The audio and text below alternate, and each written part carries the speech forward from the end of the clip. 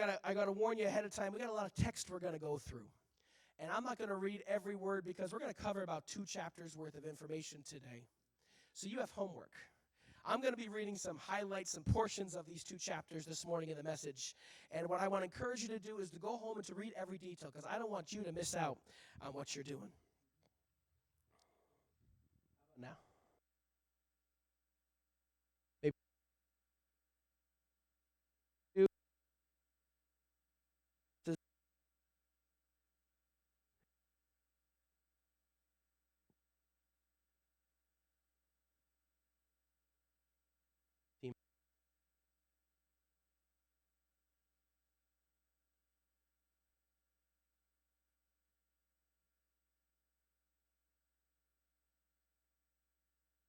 Sorry about that, everybody.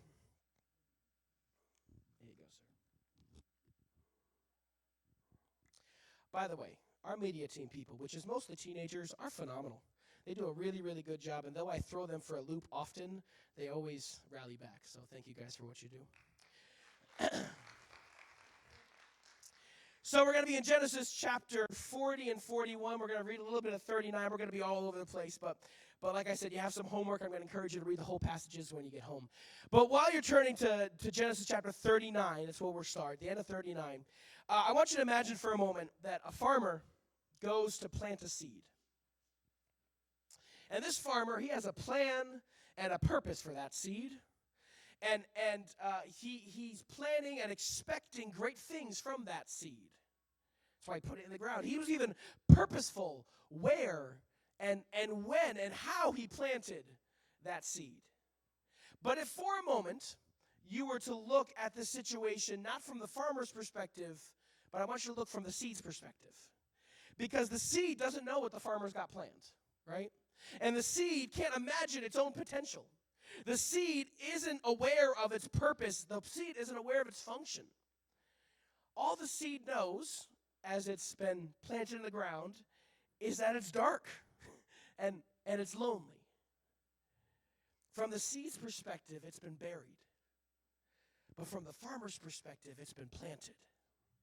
The only difference between being buried and being planted is the purpose and plan of the farmer and the potential of the seed. For the past few weeks, we've been studying the life of a man named Joseph. And the story of Joseph is absolutely incredible. For those of you who know every detail, it's a really awesome story. That's why they made a bunch of movies out of it. But to be honest, as we read the story of Joseph, we kind of have to wrestle with our own theology. Because there's a lot that happens in the story of Joseph that, on surface level, it kind of doesn't make sense to us. Right? Because what we see in the story of Joseph is that Joseph is described as a man of God. He's a man that's favored by God. He's the chosen man of God. And Joseph had chosen to honor God. He chose to please God over pleasing others. Joseph had chosen to obey God even when it cost him something, even when it cost him everything. And in return, for all of that obedience and faithfulness, in return, it seems like everything is really hard for Joseph. It seems like everything is falling apart. It seems like everything is going wrong in Joseph's life. And every time that he seems to make a few steps forward, it's like everything gets ripped away from him. He makes some momentum in his life. He takes a few steps forward, and then life pushes him back. And that's not what we would expect from the chosen man of God, right? Because in our fairy tale level faith, we kind of expect that the chosen man of God or the chosen woman of God kind of has an easy street, right? They got God, right? The hand of God is upon them. It should be smooth sailing if God is with them, right? He's going to open up all the right doors immediately, and he's going to shut down every scheme of the enemy immediately, and God, he's going to pour out blessings upon your life every day. I mean, that's what we kind of expect from being the chosen man or the chosen woman of God. But what we see in the life of Joseph is that being God's chosen man or being God's chosen woman means that life is full of unexpected and unpleasant turns. The life of a Christian is not a smoothly paved highway. It is a treacherous and hard-fought climb up a mountain. But the destination is worth it. This means that when your life feels hard, when it feels like it's full of unexpected and unpleasant turns, it doesn't mean that you're outside the will of God. In fact, it might just mean that you're exactly where God wants you. Because a life full of pain becomes a life full of prayer. Because when you feel discomfort, it will drive you to the comforter. Because when you feel overwhelmed, it'll drive you to the overcomer. The path that is unknown, full of mystery, is the path that will lead you to the one who holds your life in his hands. And what we're going to find out, what Joseph is going to find out in our passage this morning, is that at the end of the rocky roads that we're all on, awaits a God-planned destiny. We left off last week where we had seen Joseph thrown into prison, buried, right? First, he was a slave. He was sold into slavery by his brothers. And we saw at the beginning of Joseph's story that everything was ripped away from him. Everything. His coat was ripped away. His family was ripped away. His home was ripped away. His freedom was ripped away. And he was brought to Egypt and bought by an Egyptian official named Potiphar. But the Lord was with Joseph. And Joseph, as a slave, prospered. And everything he touched flourished. And his master, Potiphar, noticed and put Joseph in charge of everything. He's a slave, but he's in charge of everything that Potiphar owned. And Potiphar's wife also noticed Joseph and tried to pursue him, tried to seduce him. But the character, we saw last week, the character, the convictions of Joseph were stronger than the temptations of the wife, and so he refused. And day after day, she continued to pursue him. And day after day, he continued to refuse until one day when she came, and she grabbed his clothes, she grabbed his tunic, and literally began to rip it off of him. I wonder if he was having deja vu to his brothers ripping off his multicolored tunic. And as that tunic is being ripped off, he runs away to flee from this temptation. And then with the tunic in her hand, she goes to her husband, Potiphar, and she says, "The slave that you let into this house tried to rape me." And Joseph, an innocent man of God, is thrown into prison. Once again, everything ripped away from him. In Genesis chapter 39, verse 20, picks off here. Then Joseph's master took him and put him in the prison, a place where the king's prisoners were confined. And he was there in the prison. Verse 21. But, if you're not opposed to underlining or circling in your Bible, that word "but" is a powerful word. That's a big but. But the Lord still was with Joseph and showed him mercy, and he gave him favor in the sight of the keeper of the prison. Do you want to know the best part about having everything ripped away from you? Not that there's many good parts, but the best part is that when Jesus is all you have, it's only then that you realize that he's really all you needed. You find out that Jesus is all you need when he's all you have. See, I've noticed this pattern in the Bible, that all of the great men and women of God in the Bible, everybody who made a heaven-sized impact on the world, at some point in their story, has everything ripped away from them. Read the Bible, and you'll see these characters one after the other. At some point, everything is ripped. Either they are ripped away or everything is ripped away from them. Everything they had, everything they knew, everybody that they had in their life, and all they're left with is the Lord.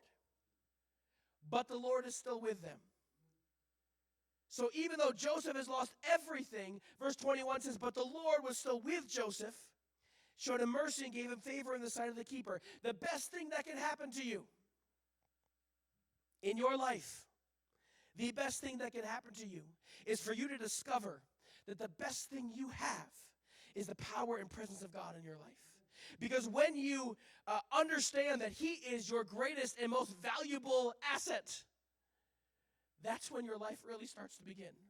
That's when you can really begin to move in what he's called you to, because you rely solely on him and not on your resources, not on your knowledge, not even on your own strength or your own health or the people around you. See, for many of us, this revelation, this realization that God is the best thing we got, that when we get that, it's the beginning of great things to happen in your life. We saw David go into the cave of Adullam. He had lost his wife, his family, his position. He thought he had a good thing going, and then everything was ripped away. He gets to the cave, and he says, Lord, everybody's trying to kill me, but I'm going to trust you. And that's when the story of David really begins. We see Daniel ripped away from his family, sent to Babylon. They take away his clothes. They take away his family. They take away even his name. They say, we're not calling you Daniel anymore. It sounds too Jewish. It talks about your God. We're going to call you a whole different name. He lost everything, even his own name, but he still had the Lord. Esther, brought to the Persian palace, left her family. Her parents were dead. Her uncle was ripped away. She has to leave her home and go and begin to court a madman, hoping that he won't kill her and maybe even marry her. Moses in the wilderness. Samson blind in the Philistine prison. Jeremiah in that cistern. Elijah at Mount Carmel. Jonah in the belly of the whale. At some point, all these people lost everything. And that's where the great things in their life begin to happen. When everything is stripped away and all you have is the knowledge that God is still with you, that's when life really begins. Verse 22 says, and the keeper of the prison committed to Joseph's hand all the prisoners who were in the prison. Whatever they did, it was his doing. The keeper of the prison did not look into anything that was under Joseph's authority because the Lord was with him. And whatever he did, the Lord made him prosper. This kind of seems like deja vu, doesn't it? Because this is exactly what happens at Potiphar's house before, where Joseph goes in and the Lord begins to bless him, where Joseph becomes trusted because of his character, and he becomes promoted because it was evident that the Lord's hand was upon Joseph. He had spiritual gifts, so he began to prosper, and so he's promoted. But this isn't just deja vu. What this is showing us that God has a pattern of how he uses and anoints Joseph. See, God has given Joseph supernatural gifts and talents, gifts of administration, gifts of accounting, gifts of organization and communication and leadership. And these seem like natural things, but the other Egyptians who were trained and educated in these things couldn't do it like Joseph could, because God's anointing, his power, his presence was upon Joseph. Proverbs chapter 18, verse 16 is a verse that I hope you all memorize. I hope it's a verse that really hits you in the heart. Because Proverbs chapter 18, verse 16 says this: a man's gift makes room for him and brings him before great men. I'm going to read it again. A man's gift, or a woman's gift, makes room for him and brings him before great men. What does this mean? It means that God has given each of us spiritual gifts and talents. And we've talked about this before. But God has given each of us gifts and talents that he gave to us to be used in the church service, or in the kitchen, or in the office, or in the kids ministry, or in the boiler room, or in the backyard.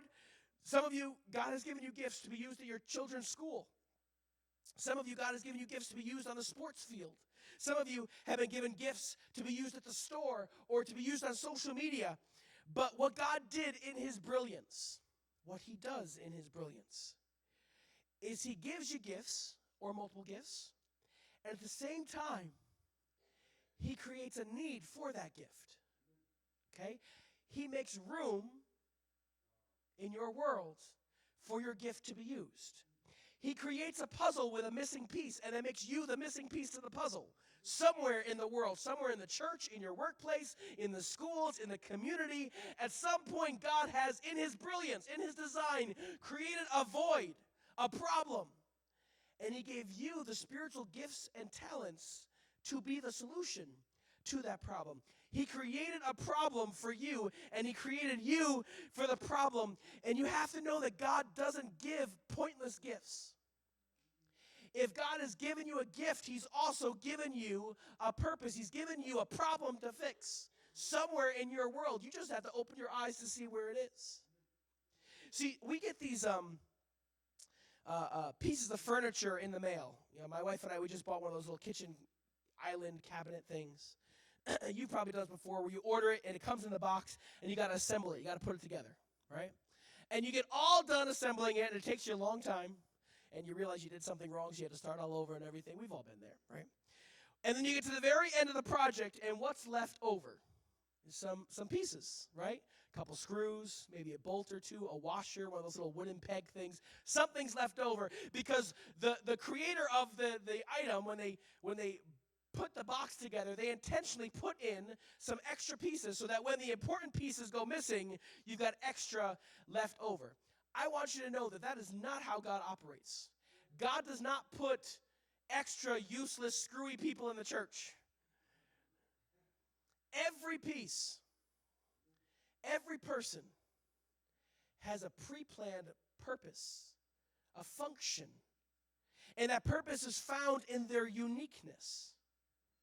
God doesn't put anybody in his church where he already hasn't planned for them to be used for his glory in some beautiful way. God didn't put you in your workplace by accident. He put you in there with the understanding that he's creating a void, a problem in that workplace that only you can fix. Maybe it's in the life of your coworker or of your boss. Maybe it's a problem with the finances. Maybe it's an issue with communication. Somehow God created you with the gifts and talents, and then he created problems for you to be the solution to, all for his glory. And one of the great joys of this Christian journey that we're all on is discovering what God has called you to do. The purpose, your gifting. Where does your uniqueness fit into God's creation, into God's plan?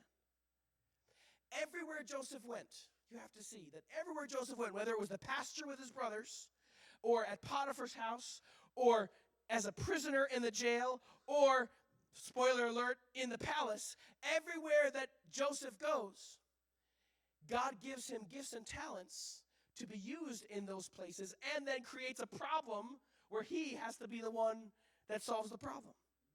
He creates Joseph and then creates problems for Joseph to shine through in ways that nobody else could.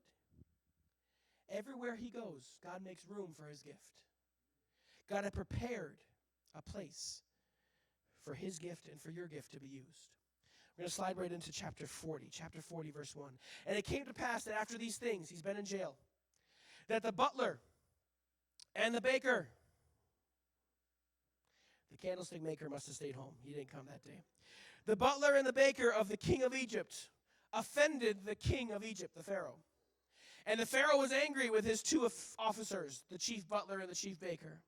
So he put them in custody in the house of the captain of the guard, in the prison, the place where Joseph was confined. And the captain of the guard charged Joseph with them, and he served them. So they were in custody for a while. So Joseph, again, in prison, he's put in charge of these two prisoners from Pharaoh's court, the chief baker and the chief butler. The chief baker would be the baker, creating delicious, tasty goods for the Pharaoh. He must have been a really good baker to be Pharaoh's baker. And then you had the chief butler, which normally when we think of butlers, we think of Alfred from Batman, right? He's the greatest butler ever, right? But that's not what this kind of butler was. This butler, he's a cupbearer. His job is to make sure that Pharaoh's cup is always filled, and he's there to taste the cup to make sure nobody's trying to poison the Pharaoh. So these two men are thrown into prison with Joseph. Coincidence? No, not really. God had a plan and a purpose, and he's causing a problem for Joseph to be the solution to. So the Bible doesn't tell us what these men did. They offended Pharaoh. Maybe there was some kind of suspected plot to kill Pharaoh, and these two were suspects, as the baker and the butler, they both would have been accessible to Pharaoh. Maybe Pharaoh had lunch and got diarrhea, and he just wanted to blame somebody, right? Whatever it was, he's Pharaoh. He's mad at these two men, and he threw them into prison. Verse 5 says this: Then the butler and the baker of the king of Egypt, who were confined in the prison, had a dream, both of them, each man's dream in one night, and each man's dream with its own interpretation. And Joseph came in to them in the morning and looked at them, and he saw them, that they were sad. So he asked Pharaoh's officers who were with him in the custody of the Lord's house, saying, "Why do you look so sad today?" And they said to him, "We each have had a dream, and there is no one to interpret it." So you have to know that dreams in ancient Egypt, dreams were held in very high regard. They believed that the primary way that the gods would speak to mortals was through dreams. Dreams were so important that there was even an entire community, an entire class of people in Egypt whose career it was to interpret dreams. They went to school for it. They trained for it. They studied for it. They were an apprentice under another dream interpreter. They were wise men. They were magicians. They were interpreters. And the best interpreters in all of Egypt would have been employed on staff in Pharaoh's court. You have to imagine for a moment going into work. You're going to Pharaoh's court, right? You live in ancient Egypt. You're going to work. And the first thing that we all do when we all get to work is we share each other's dreams. You tell the interpreters your dreams, and the interpreters interpret them for you. Imagine if that's how your workday began, right? Forget the morning meeting. Everybody comes together, and you have to share your dreams. And somebody is there to tell you what these dreams were. This is what they would do every day because their dreams were, they made national and world policy based on what the dreams were last night, right? So these were very important people. Well, these two men, the baker and the butler, they've had dreams, disturbing dreams. They even had these dreams on the same night, which makes them think there's no way this is a coincidence. These got to be some kind of messages from the gods, and we don't have access to our interpreters. We're stuck here in prison because God is creating a problem for Joseph to solve.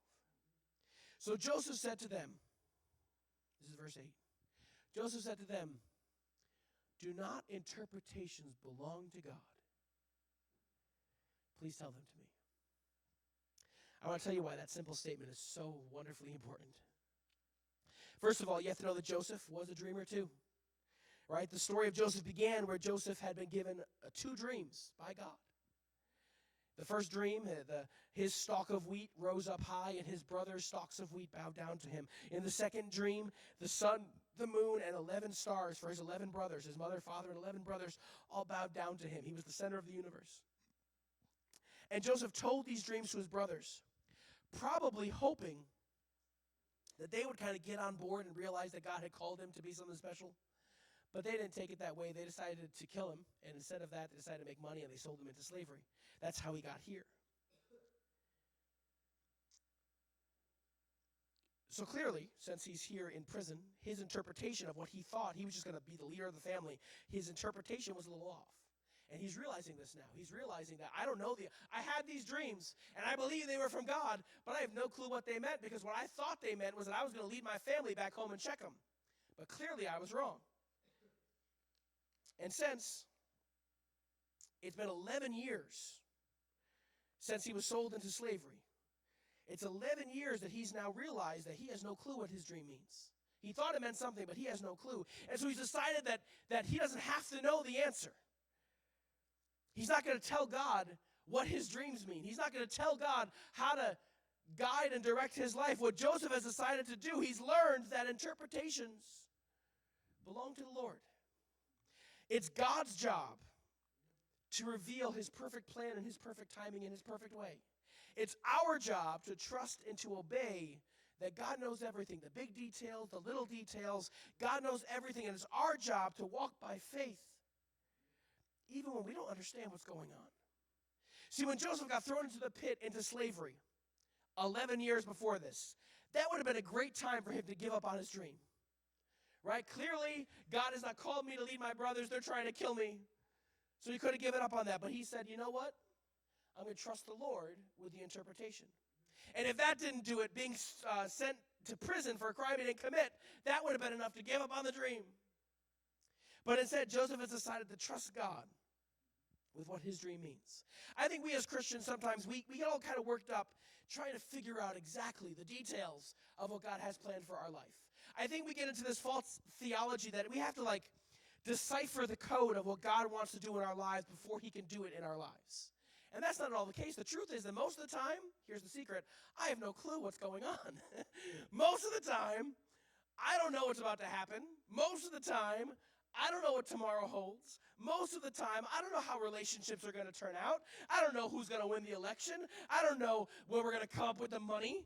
But I know that doesn't the knowing, the knowledge, and the wisdom and the understanding belong to God? Doesn't he already know all those answers? And if I needed to know that information, he'd find a way to tell me. Do not interpretations belong to God? And when all is said and done, when the dust has settled are we not going to see that God has been faithful and that his plans are incredible? Most of the time, we don't understand the code until it's all said and done, and then we get it. And God has an ability, an amazing ability, to turn chaos into purpose and to beauty. So Joseph tells these Egyptians, you don't need the magicians, you don't need the wise men, you don't need those interpreters, you don't need to look to the stars for your answers, you can look to the very one who made the stars. And he said, do not interpretations belong to God? Tell me your dreams. And so they do. And for time's sake, I'm not going to tell you everything about their dreams, but essentially what happens is the butler has a dream that he's squeezing grapes off of 3 vines, and he gives the cup to Pharaoh. And Joseph gets the interpretation from God and says, those 3 branches are 3 days. And in 3 days, Pharaoh's going to let you out, and you're going to keep butlering for Pharaoh. The baker gets all excited at the butler's interpretation and says, hey, I had 3 baskets on my head in my dream full of bread, and the birds came and started eating the bread, and I woke up. And he said, those 3 baskets represent 3 days, and in 3 days, Pharaoh is going to execute you and hang you, and the birds are going to come and eat your flesh.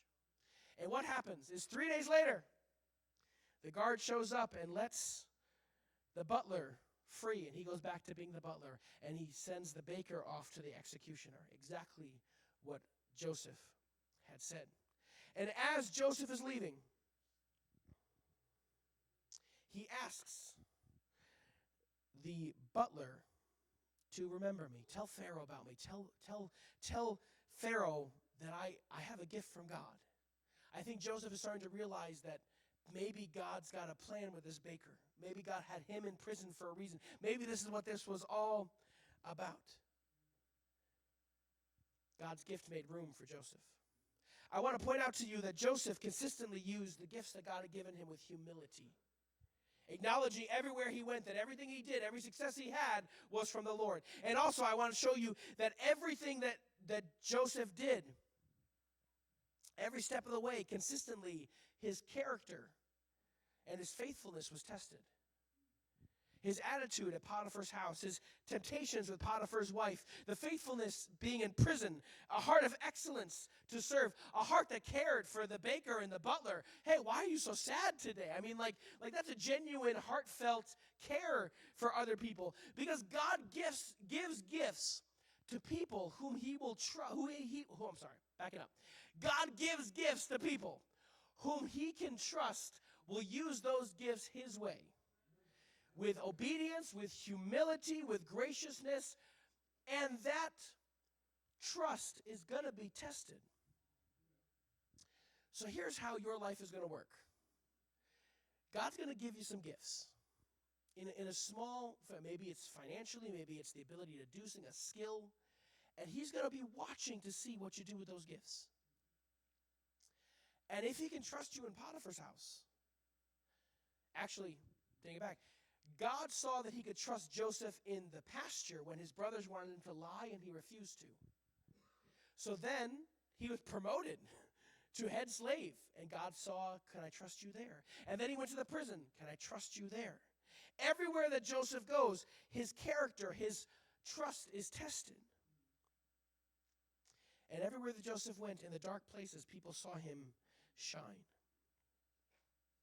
So Joseph tells the butler, please remember me. And does the butler do it? No. Verse 23 says, yet the butler did not remember Joseph, but forgot him. And chapter 41 tells us that 2 years pass. So now we're up to a total of 13 years that Joseph has been in Egypt. He started this journey at 17 years old. Now he's at 30. 30 years old. He spent his entire 20s and now up to 30 in as a slave and in prison. And once again, it seems like everybody's forgotten about Joseph. But God hasn't. And what seems like an eternity of waiting for Joseph, 13 years is a long time, people. But what seems like an eternity of waiting, where Joseph is striving to stay hopeful. He's striving to stay faithful. He's striving to protect his own heart from bitterness and sorrow and doubt. What seems like an eternity, even for us as readers, like, come on, get to the point where Joseph gets blessed. Come on, God, what are you doing in this guy's life? Finally, after 13 years, the day comes. Because Pharaoh has a dream. and nobody can interpret it because God makes room for Joseph's gifts. So for those of you who have grandchildren or children, you know that when an event is coming, birthday, holiday, vacation, they get very excited. We get excited too. We're just better at hiding it, right? So my kids, they get very excited about the birthday, about the holiday, about Christmas, whatever it is, and they always want to know how long it's going to be. And so I'll tell them, it's a month away, it's 3 weeks away, it's 7 days away, whatever it is. But they don't have a great concept of time yet. So for them, they don't really understand what a month is. And every morning they still wake up and be like, is it today? Is it oh, it's not today. Is it tomorrow? It must be tomorrow. I'm like, no, it's a month. A month means the day after tomorrow, right? So they don't quite understand the time frame. But what happens in that is what to them seems like an eternity of waiting, in my mind, is really a very precise countdown. I'm aware of the time. And I'm aware of how long. I have a very clear perspective of how long it's going to take. I share this with you because I think many of us, we have a lot in common with those impatient toddlers, where we're waiting for something to happen in our lives, something that we believe, we faithfully stand on, and we believe that God is going to do something in our life. Maybe it's for that relationship to start, for you to meet the one. Maybe it's for that healing to come. Maybe it's for that drama in your life to stop. Maybe it's for those people to go away. Maybe it's for that promotion to come. Maybe it's for that loved one to get saved. And we are anxiously and uncomfortably, impatiently waiting. God, when? And he's telling us to wait. And it feels like an eternity of waiting with an endless date. Is it today, Lord? No. Is it tomorrow? How about tomorrow? When is it coming, Lord? And we're trying to stay hopeful. And we're trying to stay faithful. And we're trying to protect our hearts from bitterness and sorrow and doubt. And what if we realize that what for us seems like an eternity of waiting, for God is really a very precise countdown.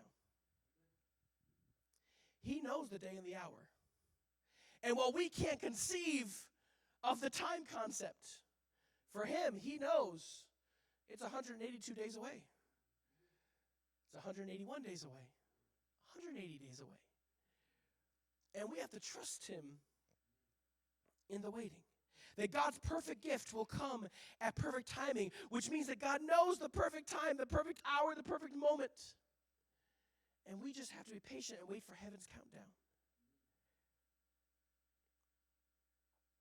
To trust him with the countdown. I want to read a chunk of 41 so you can get this concept, and then we're going to skip through a bunch of it, but bear with me as I read through a couple verses here. Starting at verse 1. Then it came to pass at the end of 2 years that Pharaoh had a dream. The day had come, the countdown came. Pharaoh had a dream, behold, he stood by the river. And suddenly there came up above the river 7 cows, fine looking and fat, and they fed in the meadow. And behold, 7 other cows came up after them out of the river, ugly and gaunt, and stood by the other cows on the bank of the river. And the ugly and gaunt cows ate up the 7 fine-looking cows. So Pharaoh awoke. He slept and dreamed a second time, and suddenly 7 heads of grain came up on one stalk, plump and good. Then behold, 7 thin heads, blighted by the east wind, sprang up after them. And the 7 thin heads of corn devoured the 7 plump heads of corn. So Pharaoh awoke, and indeed it was a dream. Now it came to pass in the morning that his spirit was troubled. And he sent and he called for all the magicians, all the interpreters of Egypt, and all the wise men. And Pharaoh told them his dream. But there was nobody who could interpret the dream of Pharaoh. Then the chief butler spoke to Pharaoh, saying, I remember my faults. This is the butler talking. I remember when you were mad at me, Pharaoh. When Pharaoh was angry at his servants and put me in custody in the house of the captain of the guard, both me and the chief baker. We each had a dream in one night, he and I. Each of us dreamed according to the interpretation of his own dream. Now there was a young Hebrew man, Joseph, with us there, a servant of the captain of the guard. And we told him, and he interpreted our dreams for us. And to each man he interpreted according to his own dream. And it came to pass just as he interpreted for us, and so it happened. And he restored me to my office, and he hanged him, the baker. Then Pharaoh sent and called for Joseph, and he brought him quickly out of the dungeon. And he shaved, changed his clothes, and he came to Pharaoh. I want you to imagine for a moment, Joseph's been sitting in this prison for years, every day wondering, when was the countdown going to be done? And then, unexpectedly, one day, the guards show up to the prison. He might be thinking he's in trouble. The last time the guards show up, he went to prison. So the guards show up to prison, and they take him, and the first thing they do is they cut off his hair, and they take away his prison clothes. I want you to see, I found this interesting. Every major event in Joseph's life began with something, his former life, being ripped away from him, forcefully. So the next time it feels like everything in your life is falling apart, when the guards come in and you think, oh my gosh, something bad is happening, this might just be God ripping away the last stage so that you can get to the final stage. For me, every Christmas or birthday, when I want to buy presents for my kids, the first thing we do is get rid of a bunch of the old toys. Sometimes God's got to rip away some stuff, take away the old things to give you the new things. And Pharaoh said to Joseph, I've had a dream, and there is no one who can interpret it. But I've heard it said of you that you can understand a dream to interpret it. Verse 16, my last verse here. So Joseph answered Pharaoh, saying, it's not in me. God will give Pharaoh an answer of peace. He says, it's not my power, but God's power through me will give you an answer that will give you, the word Joseph used is shalom. He'll give you peace. 13 years of waiting has now brought Joseph to this moment. The countdown is complete. The day has come. The Lord has given Joseph the interpretation to the dream, and he tells Pharaoh. And the interpretation of the dream is that the 7 cows and the 7 ears show you that there are going to be 7 years of plenty in Egypt, followed by 7 years of famine. And you have to prepare in the plenty seasons for the famine seasons. And God moves on Pharaoh's heart. And Pharaoh says, who in all of Egypt is like this guy? Who better to put in charge of this?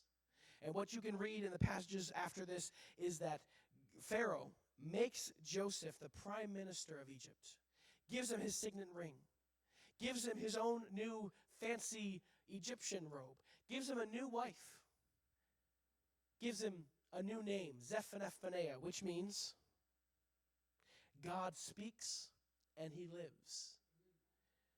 So you have to understand that Joseph one day, he woke up in prison and he went to bed that night as the prime minister in the palace. Right? He woke up as a prisoner and went to bed as a prime minister. Joseph spent years in prison, forgotten by man, but not forgotten by God. And his faithful interpretation of dreams, the butler and the baker's dreams, at first changed nothing in his life. He served the Lord, and at first nothing happened. He moved in the gifts of the Spirit, and at first nothing happened. But 2 years later, when the perfect moment happened, Pharaoh had a dream. And Joseph's gift made room for him. Church, maybe today you feel like a Joseph. You're waiting in the silence. You feel forgotten. You feel overlooked. You feel barren. Maybe you're wondering, did God forget about me? Did God forget about his promises to me? Did I misunderstand what I thought I read in the Word? But let me show you that Joseph's story, he shows us that waiting is not a waste. But God is preparing. He's working in the unseen. It shows us that God will make gifts for you and then make room for those gifts.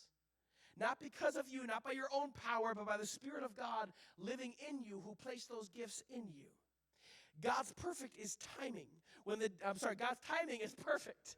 When the day came for Joseph to be elevated, it happened in a 24-hour period. He went from prisoner to prime minister instantly. Because when the time went up, it all happened. Joseph's waiting wasn't a punishment. He didn't do anything wrong. It was a preparation. And when God's timing came, everything aligned.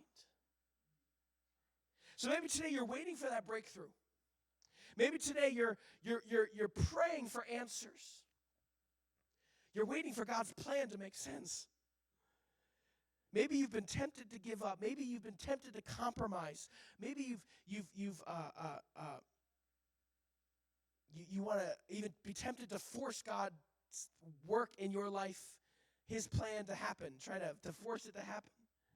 And today God is calling each of us to lay down our impatience and just simply to trust him, to trust his perfect plan, to take a look at your life and by faith see that you're not buried, you're planted in a perfect place for his perfect plan.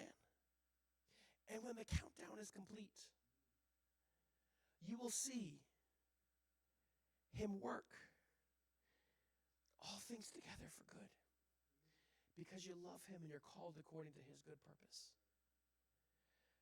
For those of you this morning who've never accepted Jesus Christ as your Lord and Savior, then today is a good day, because I want to declare to you that the same God that sent Joseph to Egypt to save everybody is the same God that sent Jesus to this earth to save you. The same God that lifted Joseph out of the prison wants to lift you out of the prison of your sins. And if you would in your heart cry out to him today, he will save you. He will redeem you, and he will give you a brand new life. I'm going to invite the worship team to come on up.